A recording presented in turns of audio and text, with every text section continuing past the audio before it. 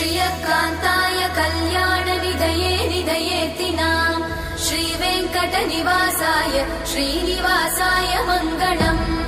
लक्ष्मी सविभ्रमालोकसुभ्रूविभ्रमचक्षुषे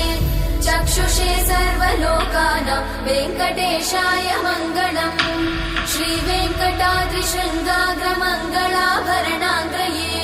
मङ्गलानां निवासाय श्रीनिवासाय मङ्गलम्